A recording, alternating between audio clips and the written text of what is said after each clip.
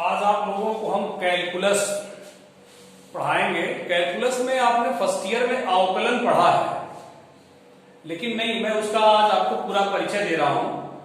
देखिए, मैथ में 60% मैथ में पूरे मैथ में जो आप पूरी लाइफ में मैथ पढ़ेंगे अपने एमएससी तक, उसमें 60% मैथ का हिस्सा कैलकुलस का है। बहुत इंपॉर्टेंट ब्रांच है ये कैलकुलस। हिंदी में कहते हैं कलन। कैलकुलस की हिंदी है कलन। कलन के दो पार्ट होते हैं। पहला होता है अवकलन, जिसे कहते हैं डिफरेंशियल कैलकुलस, और दूसरा होता है समाकलन, जिसको कहते हैं इंटीग्रल कैलकुलस। इंटीग्रल कैलकुलस आप गणित में जो सेकंड पेपर आपको किताब मिलेगी, भाग 2 बुक मिलेगी ना, भाग 2, भाग 1 पढ़ रहे हैं आप, भाग 2 की बुक मिलेगी अभी या ले लिए होंगे। तो भाग 2 में समाकलन ही आपको पढ़ना है और भाग 1 में अवकलन पढ़ना है। अब यहां से आपका 5.2 एक्सरसाइज अवकलन शुरू होता है, प्रक्रिया उसकी। अवकलन का मैं आज आपको संकेत समझाता हूं, कैसे उसको व्यक्त किया जाता है। फर्स्ट ईयर में आप पढ़ चुके हैं, जो लोग अच्छे से पढ़े होंगे उनको लगभग पता होगा, जो नहीं पढ़े होंगे उनके लिए हम शुरू से ही बता रहे हैं। अवकलन डिफरेंशियल कैलकुलस, जो ये dy/dx लिखा रहता है, इसको dy/dx कभी नहीं पढ़ते हैं, इसको पढ़ते हैं ddx of y। ddx of y, इसका मतलब y का अवकलन x के सापेक्ष। मैं यहां लिखा हूं, देखिए इसका अर्थ, y का अवकलन x के सापेक्ष। इसको इंग्लिश में क्या कहते हैं, या करके लिखते हैं, differentiation of y with respect to y। या और क्या कहते हैं इसको, देखिए, y का अवकल गुणांक x के सापेक्ष। और क्या कहते हैं, इसी इंग्लिश है, अवकल गुणांक की इंग्लिश है differential coefficient of y with respect to y। w माने विथ और r से रेस्पेक्ट टू y। इसी को शॉर्ट में कहते हैं डिफरेंशियल कोफिशिएंट को शॉर्ट में d को, di से हो गया डिफरेंशियल और को से कोफिशिएंट हो गया, तो d को of y with respect to x। तो ये dy/dx को बोलने के इतने तरीके हैं, मेनली यही बोला जाता है, y का अवकलन x के सापेक्ष, y का अवकलन x के सापेक्ष। ये dx माने x के सापेक्ष, dx का मतलब x के सापेक्ष, और इस d का मतलब डिफरेंशिएशन माने अवकलन। तो ये x के सापेक्ष का जगह बनाया गया नीचे, ये नहीं कि भाग दिया गया। भाग का मतलब नहीं है, भाग में तो है लेकिन उसको भाग के रूप में पढ़ते नहीं है। कैसे पढ़ते हैं, ddx ऑफ y, या y का अवकलन x के सापेक्ष। ठीक, आइए इंटीग्रल में थोड़ा सा परिचय ले लीजिए आप, जब तुलनात्मक बता रहे हैं उसका ही परिचय ले लीजिए। इसका संकेत ऐसे बनाया जाता है, देख रहे हैं, ये ऐसे घुमा देते हैं, ऊपर नीचे घुमा देते हैं, y/dx। यहां सापेक्ष वाला ऊपर लिखा जाता है, यहां सापेक्ष वाला नीचे लिखा गया था अपान में, और यहां सापेक्ष वाला जो dx है वो ऊपर लिखा जाता है इनटू में। तो इसका क्या मतलब हुआ, y का समाकलन x के सापेक्ष। देखिए, y का समाकलन x के सापेक्ष, इंग्लिश में क्या कहेंगे, integral of y with respect to x। इसको खूब अच्छे से फेयर पे नोट कर लीजिए। 5.1 चैप्टर समाप्त हो गया है, उसके बाद इसको नोट कर लीजिएगा। अब मैं कुछ फार्मूले आपको शुरुआती बता रहा हूं, जो फर्स्ट ईयर में आप पढ़ चुके हैं, लेकिन सबकी जरूरत पड़ेगी, इसलिए दोबारा आप नोट करिएगा सब। इसको नोट करिए पहले, गिटार। देखिए, जितने फार्मूले अवकलन के प्रारंभिक होते हैं उनको सब नोट कर लीजिए कॉपी पे, और नोट करना ही नहीं, उसको याद रखिएगा, तभी क्वेश्चन लगेंगे। जो लोग अवकलन अच्छे से पढ़ेंगे उन्हीं को समाकलन समझ में आएगा। क्योंकि मैं ये जान लीजिए, बता दूं, अवकलन और समाकलन का दोनों मैं व्यवहारिक उदाहरण दूं। जैसे किसी टोकरी में गेहूं है, उस गेहूं को छींट दीजिए, ठीक, तो छींटना जो है बिखेर देना अवकलन है, और उसको बटोर कर फिर टोकरी में जैसे था पहले वैसे इकट्ठा कर देना समाकलन है। तो किसी फलन को बिखेर देना वो क्या हो गया? अवकलन। और उसका रिवर्स कर दीजिए तो स्वयं फिर टोकरी में उतना सारा गेहूं आ जाए तो वो क्या है? समाकलन। तो एक प्रकार से इनवर्स प्रोसेस है, अवकलन का इनवर्स प्रोसेस है समाकलन। तो जिसको अवकलन समझ में आएगा उसी को समाकलन भी समझ में आएगा। तो पूरा मैटर ये ज्यादा इंटरमीडिएट के कोर्स का काफी पोर्शन कवर करता है, कैलकुलस, डिफरेंशियल कैलकुलस और इंटीग्रल कैलकुलस। चलिए इसमें सूत्र लिखिए कुछ। सूत्र पहला, ddx of x to the power n, ये सब आप पढ़े फर्स्ट ईयर में, n x पर n माइनस 1, इसमें x चर है। क्या है? चर, वेरिएबल। और n क्या है? अचर है, कांस्टेंट, कोई भी संख्या हो सकती है n के स्थान। पहला सूत्र बहुत इंपॉर्टेंट, ये फर्स्ट फार्मूला। सेकंड देखिए, ddx of a to the power x, a to the power x, इसका होता है a to the power x log a base e, log a base e। ठीक है?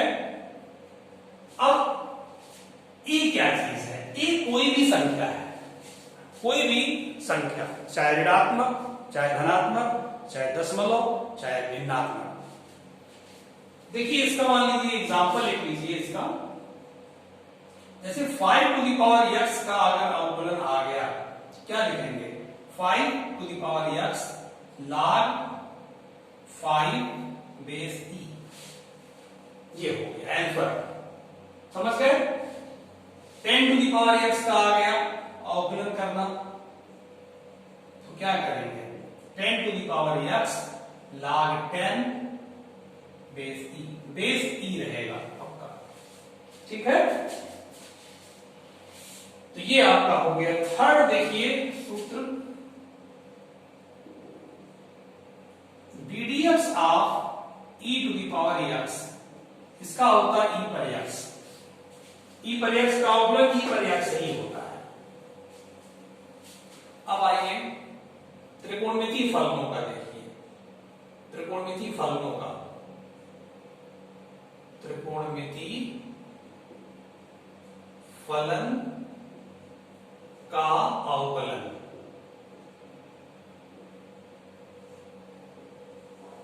पहला, साइन x का अवकलन cos x। आप लोग जानते हैं, बोल रहे होंगे मन में, मतलब ये शुरुआत से लिखना इसलिए जरूरी है कि बिना शुरू के जाने कुछ होगा नहीं। cos x का अवकलन माइनस साइन x,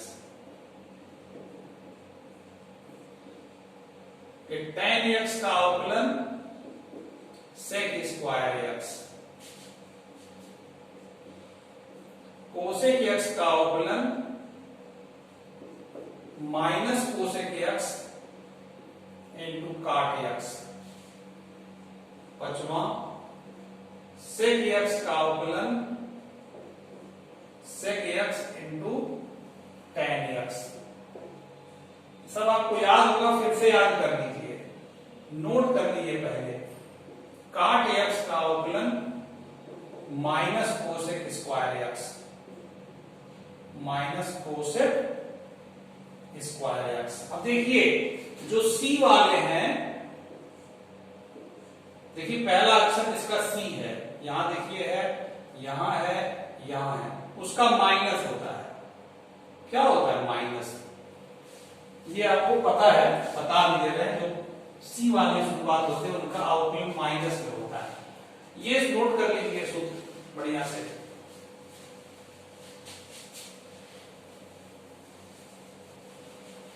अब इनवर्स प्रतिलोम त्रिकोणमिति फलनों का देखिए सूत्र। प्रतिलोम त्रिकोणमितीय फलन के अवकलन।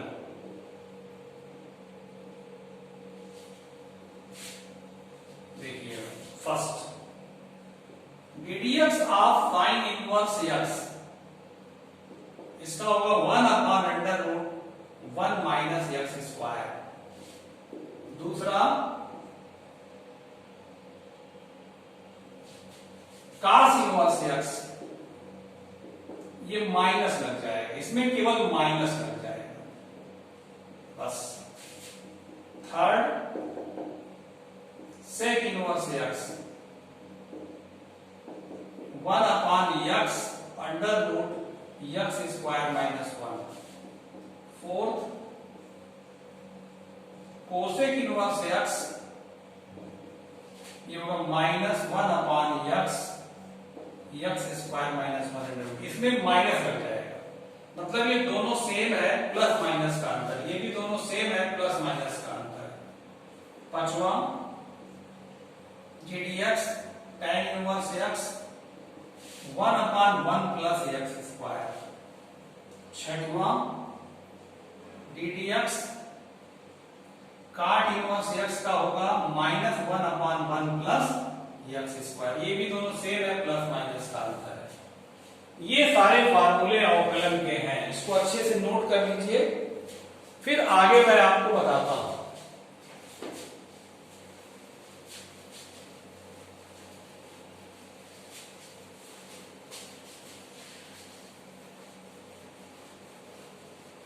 अब बताने जा रहा हूं दो फलनों के गुणनफल का अवकलन। ये भी फर्स्ट ईयर में आप पढ़ चुके हैं, फर्स्ट ईयर में पढ़ चुके हैं। मैं कहता हूं इसका मतलब ये नहीं कि मैं आपको बताऊंगा नहीं, मैं दोबारा फिर से अच्छे से बताऊंगा। ये आपको सूत्र है, ये दो फलनों, मान लीजिए f(x) है तथा g(x) के गुणनफल का अवकलन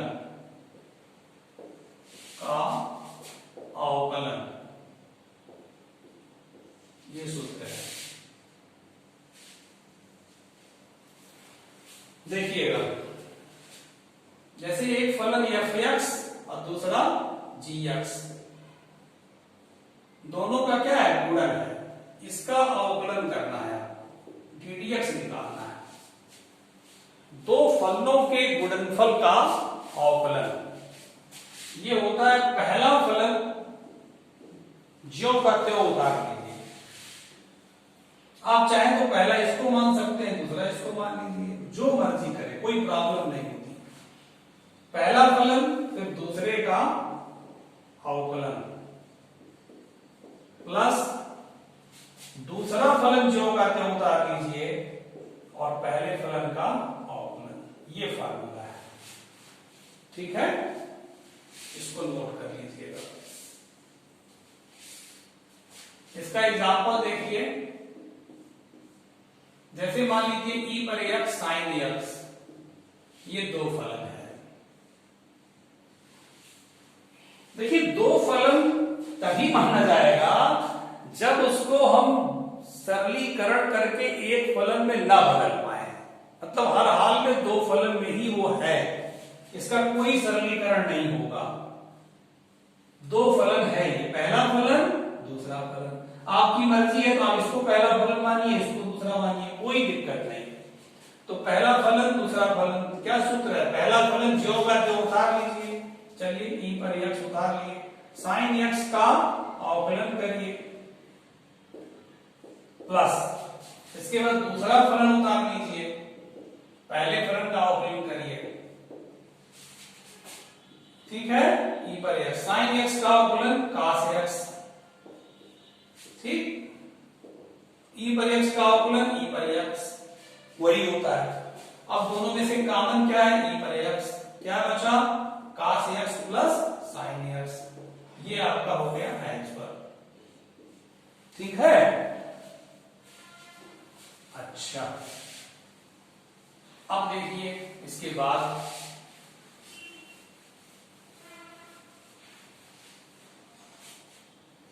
जैसे मान लीजिए क्वेश्चन आ गया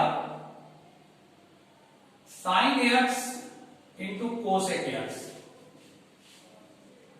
अब देखिए ये भी दो फलन आपको दिखाई पड़ रहा है, साइन एक्स और कोसेक एक्स दो फलन दिखाई पड़ रहा है, लेकिन दो फलन नहीं है ये। इसको आप सरल कर सकते हैं। कोसेक एक्स को लिखेंगे आप 1/sin एक्स, तो साइन एक्स क्या होगा, कट जाएगा, कट गया तो आ गया 1, और कांस्टेंट का अवकलन 0 होता है। कांस्टेंट अगर सेपरेटली अलग से है तो उसका अवकलन 0 होता है, 0 आ गया।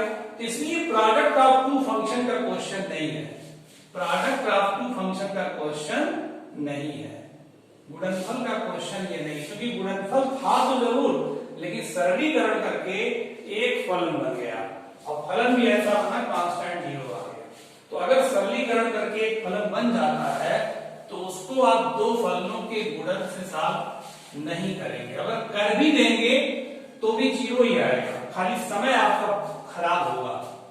अब जैसे मान लीजिए है sine x into sec x, तो देखिए इसमें आप दो फलन दिखाई पड़ रहा है, लेकिन सरल करके एक फलन में आप जा सकते हैं। सेक एक्स को 1/cos एक्स लिख सकते हैं, और उसके बाद साइन एक्स बटा cos एक्स tan एक्स हो जाएगा, और tan एक्स का अवकलन होता है सेक स्क्वायर एक्स, है कि नहीं। दो फलनों के गुणनफल से आपको नहीं करना पड़ा, ठीक। चलिए, तो ये बात आप समझ गए। अब मैं अगला सूत्र बताता हूं।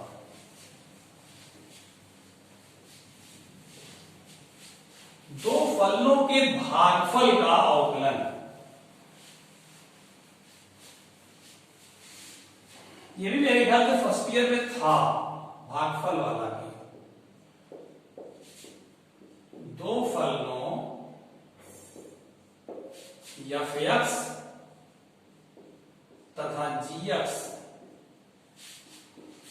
के भागफल का अवकलन,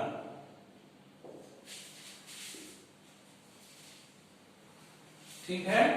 देखिए एफ एक्स बटा जी एक्स ये भागफल के रूप में है, और उसका डी एक्स निकालना है। सूत्र क्या होगा देखिएगा, सबसे पहले बटा ऐसे लिख करके हर का वर्ग, जो भी हर में है उसका वर्ग करेंगे, स्क्वायर करेंगे। उसके बाद तुरंत यहां हर लिखेंगे आप, हर का स्क्वायर, फिर यहां हर लिख दिए। उसके बाद अंश का अवकलन, अंश कितना है एफ एक्स माइनस, फिर अंश लिखेंगे ज्यों का त्यों, एज इट इज उतार लेंगे। उसके बाद हर का अवकलन, ठीक है। ये फार्मूला है, इसको ध्यान रखिएगा, सब यूज में आएगा। इसका एग्जांपल एक लीजिए, जैसे है x square upon cos x, इसका अवकलन करना है। तो क्या बताए हैं नियम, पहले आप बटे लिख लीजिए, हर का स्क्वायर, तो cos एक्स का स्क्वायर करेंगे तो cos स्क्वायर एक्स हो जाएगा, फिर हर लिखेंगे cos एक्स, फिर अंश का अवकलन, अंश कितना है एक्स स्क्वायर माइनस, फिर अंश लिखेंगे, फिर हर का अवकलन cos एक्स, ठीक। चलिए यहां कर दें, cos एक्स, एक्स स्क्वायर का अवकलन 2x minus x square, cos x का अवकलन minus sin x upon cos square x. तो ये 2x आगे आ जाएगा, इसमें ना गुणा करा दीजिएगा, 2x cos x plus x square sin x upon cos square x, ये आंसर हो गया। ठीक है, ये आपको नोट कर लेना है, नोट कर लीजिए।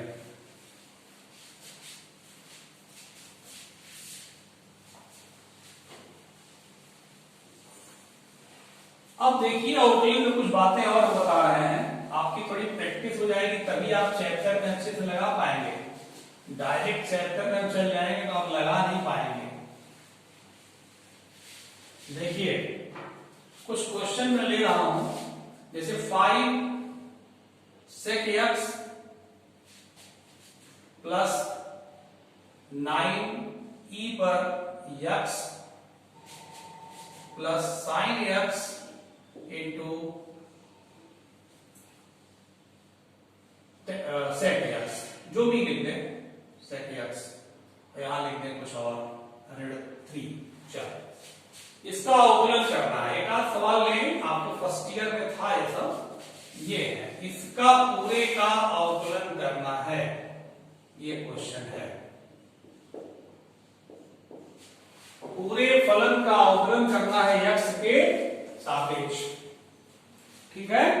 तो पहले आप अलग अलग लिख सकते हैं या डायरेक्ट ही कर सकते हैं। तो डायरेक्ट करेंगे क्या है, 5 बाहर कर देंगे। अगर कांस्टेंट किसी चर फंक्शन के साथ लगा है कांस्टेंट, तो उस गुणे के रूप में, ठीक, तो उसको बाहर कर देंगे। मान लीजिए और भी कुछ ले लीजिए, 10, इतना बड़ा सवाल है। तो कांस्टेंट देखिए चर फंक्शन के साथ लगा है तो बाहर हो जाएगा, और sec x का अवकलन होता है sec x into tan x plus 9 देखिए चर फंक्शन के साथ गुणे में लगा है तो 9 e पर x का अवकलन e पर x माइनस 3, ये sin x बटा cos x है। sin x बटा cos x क्या होता है, tan x, और tan x का अवकलन sec स्क्वायर x, ठीक। और 10 का अवकलन 0, क्योंकि ये कांस्टेंट है और एकदम सेपरेट है, किसी चर फंक्शन के साथ में गुणा के रूप में नहीं है, अलग से एकदम है, तो उसका अवकलन 0। अगर कांस्टेंट किसी चर फंक्शन के साथ गुणे में है तो बाहर आ जाएगा, जैसे यहां पर है, यहां पर है, यहां पर भी है। ये जो अचर है ये अलग है, अचर का अवकलन x के सापेक्ष 0। तो आंसर आ गया 5 sec x tan x plus 9 e पर x minus 3 sec square x, ठीक है, ये आंसर हो गया, ठीक है। अब आपको हम 5.2 चैप्टर के बारे में थोड़ा सा बात कर रहे हैं। जैसे देखिए sin x है, इसका अवकलन क्या होता है, cos x, ठीक। ये x का भी आगे, इस जो x है ना, ये इसका भी आगे आप अवकलन करेंगे तो x का अवकलन कितना हो जाएगा, 1, x का अवकलन 1, तो cos x आएगा। तो क्योंकि ये फायदा क्या होगा, cos x तो पहले भी आया तो बाद में क्यों इतना सारा काम किए। तो ये नियम है, नहीं करते इसलिए क्योंकि 1 आ जाता है, लेकिन अभी sin 2x होता बेटा, sin 2x का अवकलन, तो sin 2x का cos 2x तो हो जाएगा, लेकिन आगे 2x का करेंगे तो 1 नहीं आएगा, इस बार 2 आएगा, 2, तो उत्तर क्या हो गया, 2 cos 2x। तो ये जो x की जगह 2x आ गया, इसका आगे अवकलन होगा, इसको कहते हैं निहित फलन। अब आगे नेक्स्ट वीडियो में आपको मैं बताऊंगा निहित फलनों का अवकलन, x के स्थान पे x के अलावा जब रहेगा तो उसका भी आगे अवकलन करते हैं, क्योंकि उसका मान आता है, वो आंसर को प्रभावित कर देता है।